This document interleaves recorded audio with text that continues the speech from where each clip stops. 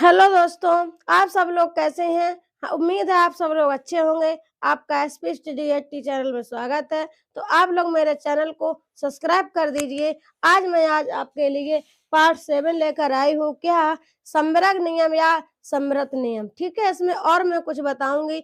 बहुत अच्छा चैप्टर है और इससे बहुत ही क्वेश्चन एग्जाम में पूछे जाते हैं बच्चों। ठीक है, हम लोग इसी में नंबर सिस्टम, ये मान लो ऐसा हमारा चैप्टर है, इससे हम लोगों के ज़्यादा से ज़्यादा इतने क्वेश्चन पूछे जाते हैं जितना कि और कोई चैप्टर से इतने नहीं पूछे जाते हैं। बच्चों, आपको खुद पता होगा नंबर सिस्टम बहुत बड़ा है चैप्टर, इसीलिए मैं आपको पार्ट 1, पार्ट 2, पार्ट 3 में प्रोवाइड करा रही हूँ थोड़ा-थोड़ा, ताकि आप लोगों के माइंड में बिल्कुल छपता चला जाए जैसा मैं पढ़ा रही हूँ।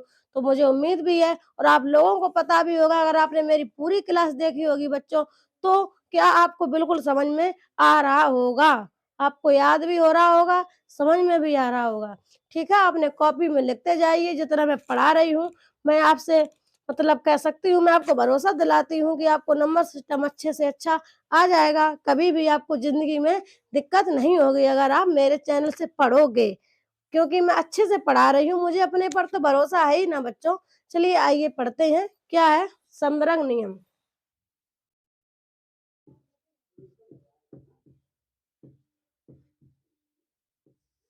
समवर्ग नियम या इसी को बोलते हैं समवर्त नियम। समवर्त नियम, ठीक है बच्चों। तो आइए देखते हैं क्या है इसमें समवर्ग नियम और समवर्त नियम में। ठीक है, किन्हीं दो संख्याओं का योग या गुणनफल ज्ञात करने पर हमें वास्तविक संख्या प्राप्त होती है। ठीक है, किन्हीं दो संख्याओं का योग या किन्हीं दो संख्याओं का गुणनफल ज्ञात करने पर हमें वास्तविक संख्या प्राप्त होती है। ठीक है, आइए देखते हैं। तो आप लोग डेफिनेशन लिख सकते हैं। किन्हीं दो वास्तविक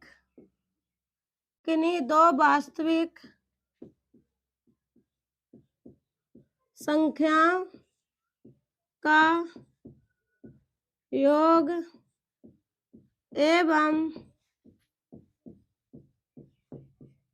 गुणनफल सदैव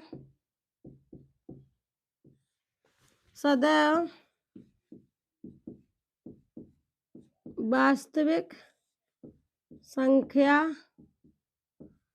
होता है। वास्तविक संख्या होती है या वास्तविक होता है। ठीक है, तो आइए इसको देखते हैं। किन्हीं दो वास्तविक संख्याओं का योग एवं गुणनफल सदैव वास्तविक संख्या होती है। तो आइए देखते हैं एग्जाम्पल के साथ में बच्चों। जैसे मैंने कोई संख्या ली, 3 + 2 बराबर कितना होता है? 5। कितना होता है? 5। तो आइए देखते हैं, ये हमारा समवर्ग नियम है या कह सकते हैं समवर्त नियम में क्या है? किन्हीं दो वास्तविक संख्या, यानी कि जो 3 है ये भी हमारी वास्तविक संख्या है। क्या? वास्तविक संख्या। ठीक है, जो 2 है हमारा, ये भी हमारा वास्तविक संख्या है। वास्तविक संख्या ये भी है। जो हमारा 5 आया बच्चों, ये भी क्या है? वास्तविक संख्या। ठीक है, तो तभी मैंने बोला है किन्हीं दो वास्तविक संख्याओं का योग, यानी कि योग है, प्लस लगा है, बराबर 5, यानी वास्तविक संख्या होता है। ठीक है, वास्तविक संख्या होती है। तो आप लोग समझ गए होंगे। आइए, मैंने आपको अभी योग बताया है, अब मैं गुणनफल भी बता रही हूँ एग्जाम्पल में। ठीक है, जैसे मैंने कोई संख्या ले ली, 5 × 4 = 20 हो जाएगा बच्चों। ठीक है, तो यहाँ पर क्या है? ये भी हमारा रियल नंबर है, वास्तविक नंबर है। ये भी हमारा रियल नंबर है और ये भी हमारी रियल नंबर है, 20। ठीक है, तो ये सिद्ध करके मैंने आप लोगों को बता दिया क्या, कि किन्हीं दो वास्तविक संख्याओं का योग या गुणनफल सदैव यानी हमेशा वास्तविक होती है। ठीक है, आगे चलते हैं, आपको दूसरा नियम बताते हैं। दूसरा नियम है हमारा बच्चों कौन सा? वितरण नियम। ये नियम बहुत आवश्यक है बच्चों, आप अपने कॉपी में लिख लीजिएगा। सीटेट, टेट, एसएससी हर जगह ये पूछे जाते हैं, ठीक है। वितरण नियम क्या है मेरा, आइए देखते हैं बच्चों कि ए गुणा बी प्लस सी है हमारा, क्या? ए गुणा बी प्लस सी बराबर, वितरण नियम का मतलब क्या है बच्चों? जैसे इसको ये साथ में लिखा है तो इसको हम लोग अलग अलग लिखेंगे, यानी वितरण करेंगे। वितरण का मतलब समझते हैं? बांटना, ठीक है। तो हम लोग इसे वितरण करेंगे, अलग अलग लिखेंगे। तो कैसे लिखेंगे बच्चों? ए लिखा है जैसे ये मेरा, तो ए का जब इसमें बी में गुणा होगा, ठीक है, क्या बी में गुणा होगा तो ए गुणा बी आ जाएगा ना यहाँ पर, ये ठीक है। फिर आया प्लस, धन का निशान आया ना, धन लगा देंगे, फिर ए गुणा सी, ए इसमें आएगा ना ए गुणा सी, तो ये हमारा ऐसा लिखा जाएगा इसको, ठीक है। ए गुणा बी प्लस सी को बराबर ए गुणा बी प्लस ए गुणा सी बच्चों, ठीक है। अब लोगों को समझ में आ गया होगा। तो आइए, इसमें पहला ये हुआ, आपको समझ में आ गया, सही से आप लिख लो। अब मैंने उसमें समझाया था कि क्या क्या होता है।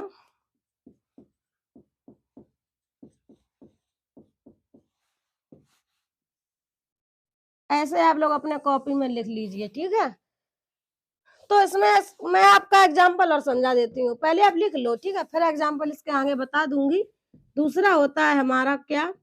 ए गुणा बी माइनस सी, यहाँ पर प्लस था बच्चों, क्या आ गया? माइनस, ठीक है। बराबर, इसको भी ऐसे ही करेंगे कि ए गुणा बी, अब माइनस है तो माइनस लगा देंगे, और ए गुणा सी, ठीक है बच्चों। तो यहाँ पर क्या हो गया मेरा? ए गुणा b minus c equal to a गुणा बी माइनस ए गुणा सी। इसे आप लोग ऐसे लिख सकते हैं, ठीक है। अगला है हमारा क्या? तीसरा है मेरा कि ए प्लस बी गुणा सी, इसको भी वैसे ही वितरण कर दो बच्चों, क्या कि ए गुणा सी, इसको इसमें लाएंगे ना, प्लस और बी गुणा सी, ठीक है। तो सही से लिख लो आप लोग, ए प्लस बी गुणा सी इक्वल टू ए गुणा सी प्लस बी गुणा सी।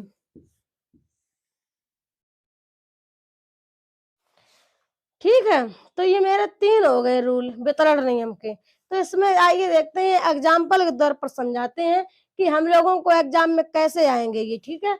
जैसे इसको देखते हैं आप लोग बच्चों, ए लिखा है, ए की जगह हम कोई संख्या लिखते हैं, 2 लिख लिया, फिर प्लस लगा है, प्लस लगाएंगे, ठीक है। फिर बी लिखा, बी प्लस सी, तो यहाँ पर क्या करेंगे? बी की जगह पर मैंने 3 लिख लिया, प्लस सी की जगह पर 4, मतलब इनके जगह पर आप अपने मन से कोई भी संख्या पुट कर लो, ठीक है। मैंने ये संख्या रख दी यहाँ पर, तो इसे हम लोग कैसे करेंगे मैंने यहाँ पर बताया, इसी रूल के हिसाब से करेंगे बच्चों। आइए देखते हैं, मैंने आपको बताया था कि ए गुणा बी, क्या ए गुणा बी, तो यहाँ पर क्या करेंगे?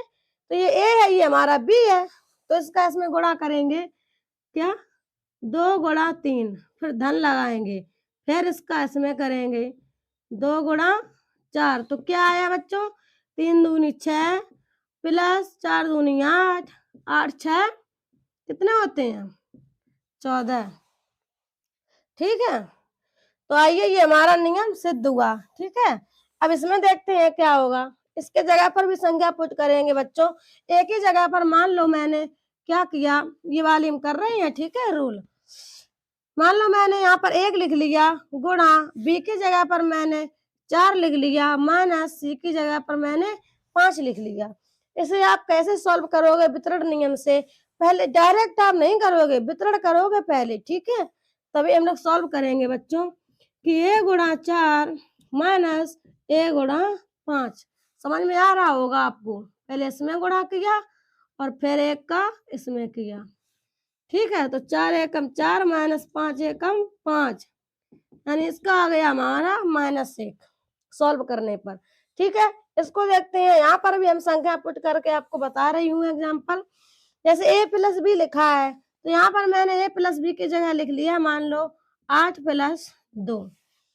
गुणा में c लिखा है, तो यहाँ पर मैंने 3 लिख लिया बच्चों। तो यहाँ पर क्या करेंगे, इसी के हिसाब से चलेंगे। यहाँ पर जैसा लिखा है वैसे हम लोग यहाँ पर करेंगे।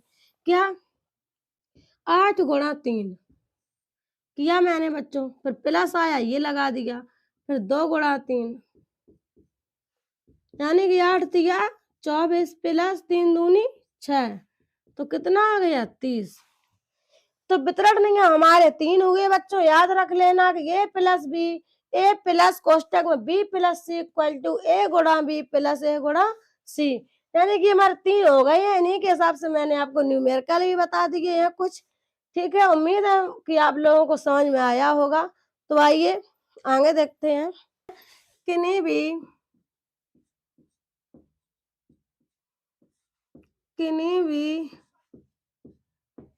संख्याओं का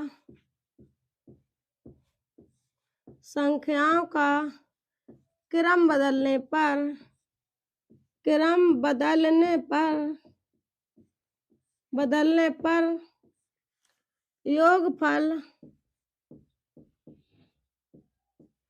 योगफल व गुणनफल में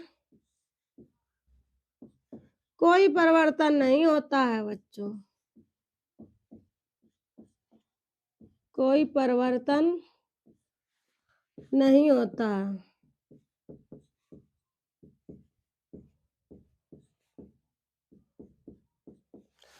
यानी कि किन्हीं भी संख्याओं का क्रम बदलने पर योगफल व गुणनफल में कोई परिवर्तन नहीं होता है। आइए इसके एग्जाम्पल समझते हैं, तभी आपको अच्छे से समझ में आएगा बच्चों। क्या है किन्हीं भी संख्याओं का क्रम, यानी कि मैंने योगफल किया पहले, जैसे मैंने यहाँ लिख लिया 6 प्लस 4 बराबर 10 होता है बच्चों। तो इसमें क्रम नियम में क्या है, अगर इसका क्रम बदल दिया जाए, 6 के स्थान पर 4 लिख दिया जाए और 4 के स्थान पर 6 लिख दिया जाए बच्चों, तो क्या यहाँ पर 10 नहीं आएगा। यानी कि इसका नियम का मतलब है कि हम लोग क्रम कितना भी बदल दें लेकिन उसका योगफल वही रहेगा, या गुणनफल में क्रम बदल दें लेकिन उसका गुणा करने पर जो रिजल्ट आएगा बच्चों वो भी वही रहेगा। स्थान बदलने पर कोई परिवर्तन नहीं होता है। आइए देखते हैं, जैसे ये मेरा आया 10, तो यहीं पर अगर मैं यहाँ पर जैसे यहाँ मेरे ए मान लिया ए प्लस बी, ठीक है, तो यहाँ पर ए की जगह 6 लिखा, ए की जगह मैं 4 लिख दूं, 4 प्लस और बी की जगह 4 लिखा था मैं 6 लिख देती हूँ। यानी क्रम मैंने बदल दिया, पहले लिखा था 6 प्लस 4, अब मैंने लिख दिया 4 प्लस 6, यानी कि 4 धन 6 बराबर आएगा तो 10 ही, कोई परिवर्तन नहीं होता है। अभी मैंने योगफल का समझा बच्चों, अब मैं गुणनफल का समझा रही हूँ। गुणनफल ठीक है,